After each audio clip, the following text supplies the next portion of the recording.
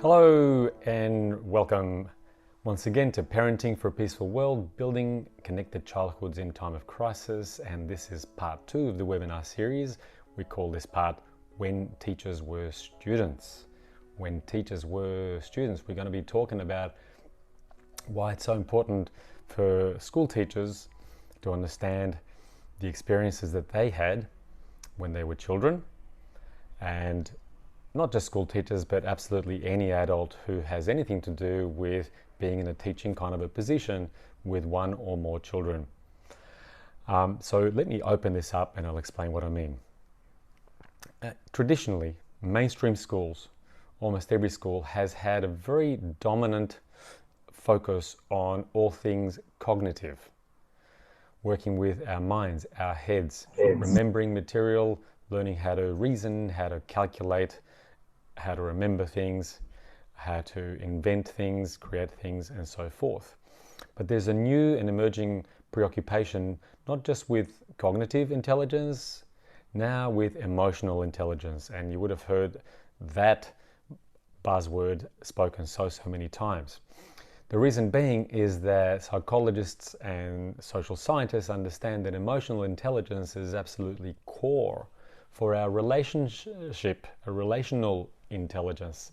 In other words, the success of our relationships, and we are primarily creatures of society and relationship, how we get along with others, how we collaborate, how we work as teams is so crucial to our success in all endeavors in the world, not just work, but family. And the driver, the map of social intelligence is emotional intelligence. So we're starting to realize that schools need to do a lot more to balance that relationship between cognitive intelligence and emotional intelligence, and how much time, energy, and focus is given to both of those fundamental needs in the classroom. So I'll begin with slide 1. Let's talk about emotional intelligence, because the first thing to understand here is that emotional intelligence cannot be taught very well from a book. It's not like cognitive stuff.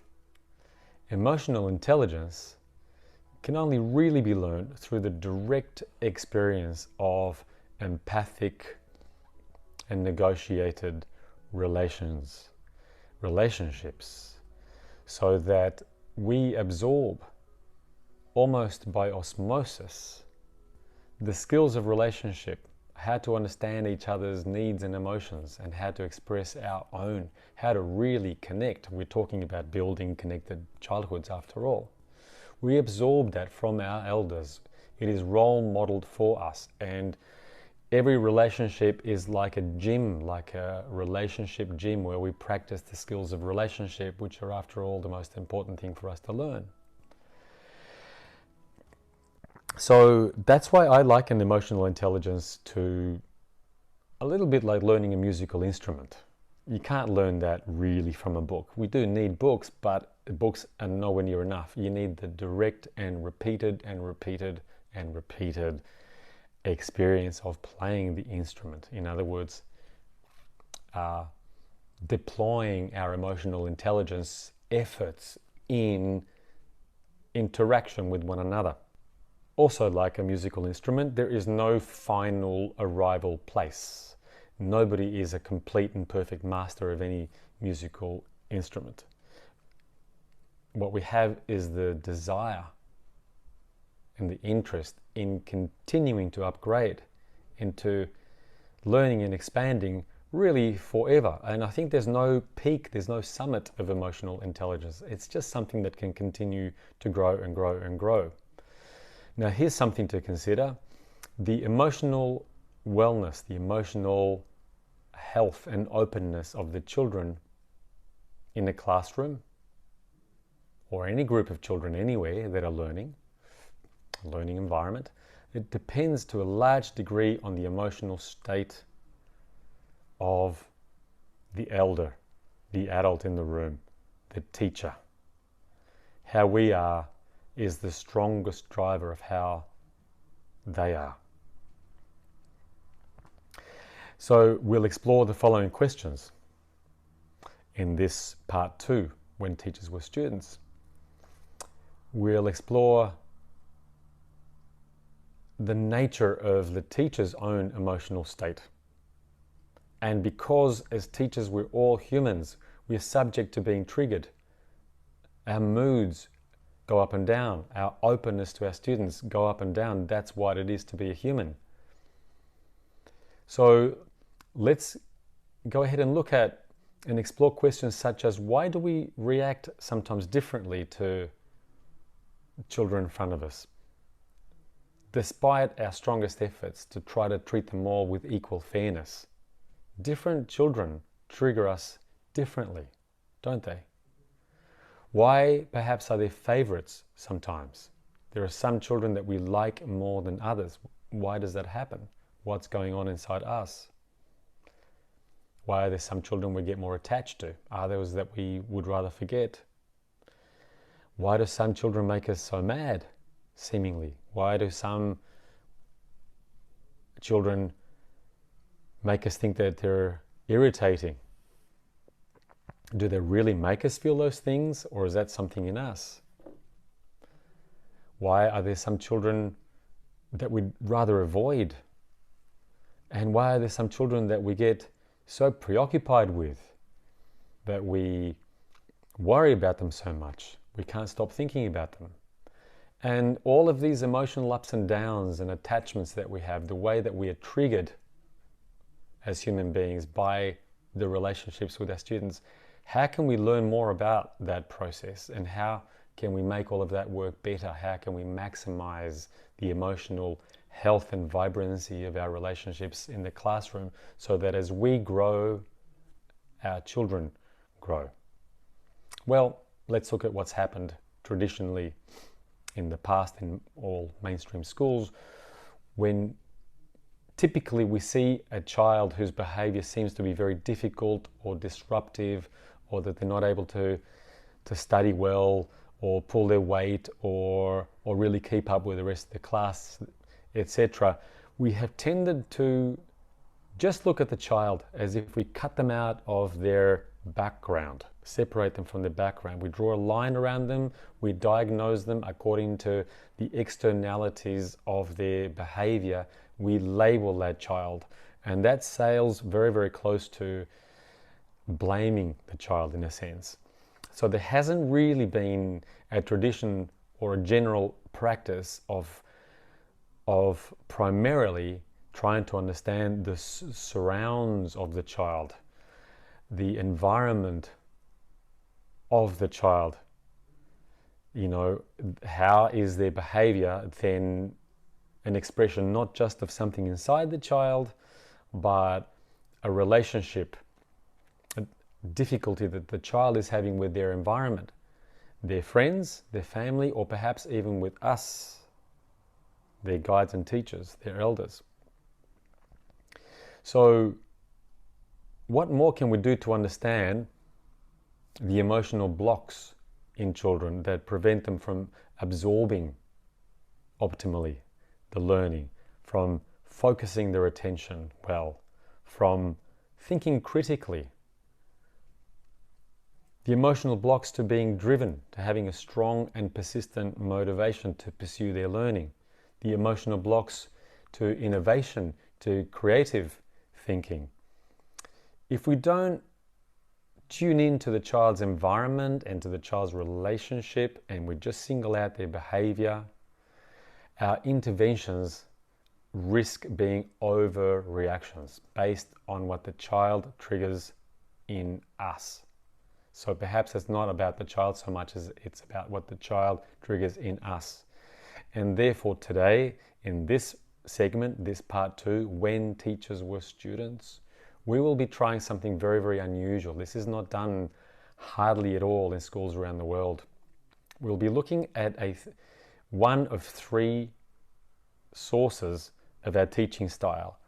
The first one, there are 3 sources, I think, of our teaching style, 3 main influential factors. We're just going to look at number 3 today.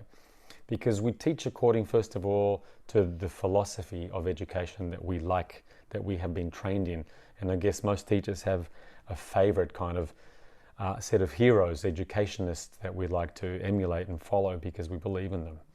Number two, our school culture is a very strong influence of the way that we can deploy our teaching method, who we work with, the directives from the department, from the principal, the nature of the relationships that we have with our colleagues, etc., the teacher's working environment. But the one that we will focus on today is the teacher's own childhood experiences. What it was like for us to be students. The painful experiences, the difficult, the challenging, the frustrating, the sad, the shameful, the happy, the successful, the triumphant, the warm, the affectionate, the playful, all of those experiences are an unseen, a previously unexamined, but very, very, very powerful driver of the responses that we have to the children in our environment. Here's what I'm suggesting. Your experiences as a student, some painful and limiting, others enjoyable and empowering, can be your greatest source of intuition as a teacher. Remembering what you lived as a student becomes a bridge through which you can more deeply understand what is driving your students.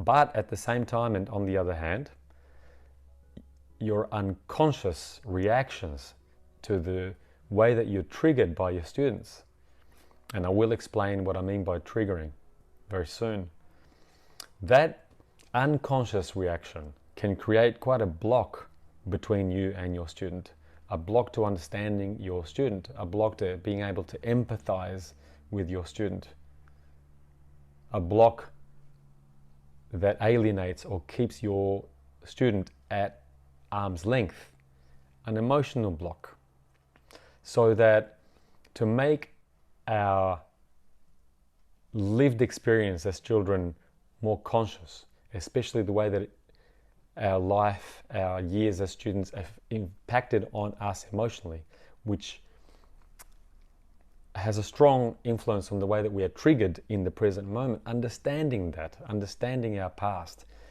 can be a very, very liberating, healing, and empowering venture and endeavor for us as teachers. And I said that this is an unusual focus because it hasn't been done very much. Very rarely is this done in schools.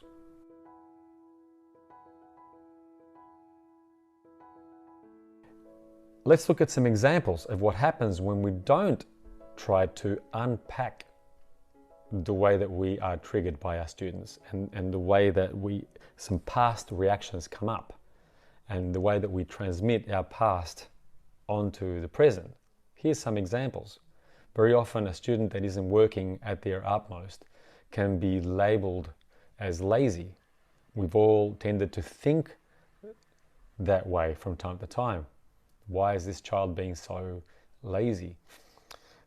Now, very likely that's not only about the child, but it says a lot about our own history. Somebody called us lazy, or somebody was characterizing somebody in our midst as lazy, and that was shaming. It was frightening.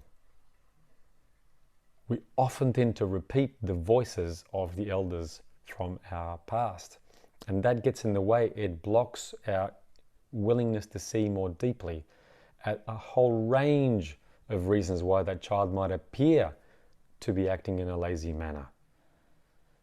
Diagnosing the child is reliving our past instead of asking good questions about whether this child would work very, very differently if they were allowed to do something that they are naturally passionate and interested about, or perhaps there's some emotional difficulty that is getting in the way of the child's performance. They might be feeling stuck, they might be feeling ashamed, they might be feeling embarrassed, or perhaps the material could be explained to them more clearly so that they can mobilize. Laziness is not just one thing. Often we're tempted to praise success, and in so doing we forget to give acknowledgement and recognition for the courage that animates a child's willingness to step out and to fail repeatedly. We are in so doing transmitting again the way that we were once taught. Blindly we repeat our past until the past is examined. What's interesting is when we unpack our past, it gives us this freedom potentially to start appreciating the value of failure, how much information there is in failure, how much we can gain and learn about how to reshape our endeavors. Every success has a string of failures to thank for its success. Every invention comes at the end of a whole string of failures. The courage to fail and fail repeatedly and fail publicly should be really, really honored. Instead, we tend to grade children, we tend to rank them, we compare them to one another, and they start becoming mired in embarrassment and shame. And this hamstrings the freedom to be brave and do the necessary failing that will empower their learning journey in the end. That's another very, very common example of how we've tended to repeat the habits of the past because that's what was done to us. Another example, when a child is not listening to us, and understandably that's very frustrating as teachers, but do we get mad at the child for not listening? Do we admonish them for not listening in the way that that was done to us? Or do we remember how that hurt us and then instead choose to ask the child, what do they really want to listen to? And perhaps to assert our need for respect at the same time, in a way that is discontinuous with the role models of our past. Another very common example is how bullies in schools are sanctioned and then punished and shamed. Often that is a reaction to the bullying that we experienced in school, or the bullying that we witnessed in school that was very, very painful, understandably. And yet when we see that repeating the past is not really helping, and we offer new solutions such as restorative justice, in which children that have been in a bullying situation are sat down under supervision with a mediator, and the bully is asked to listen to the feelings of the child that they have wounded. And that brings the bully to a very powerful new learning. Without punishment, the bully feels the remorse, the pain, and the deep, deep, deep regret by being brought to a position in which they see the emotion and are asked to listen, to be quiet and listen. Restorative justice, if you haven't heard about it, do look it up. It's a very powerful method. It's used in jails as well as in schools around the world. But that required a discontinuity from our past. It required understanding how our past affected us. Perhaps remembering that if we were once bullying somebody, being punished was not the thing that helped us to become more empathic, more mature human beings. Often we repeat the methods of our own teachers, such as shaming children who are disruptive in class or putting them down. If we only remembered what that felt like for us in the classroom, that would become an impetus, a very strong incentive to learn strong ways to assert our needs as teachers and to assert our boundaries without having to shame or punish the children before us. Those are all examples of how innovation in teaching can really be assisted by understanding your own past.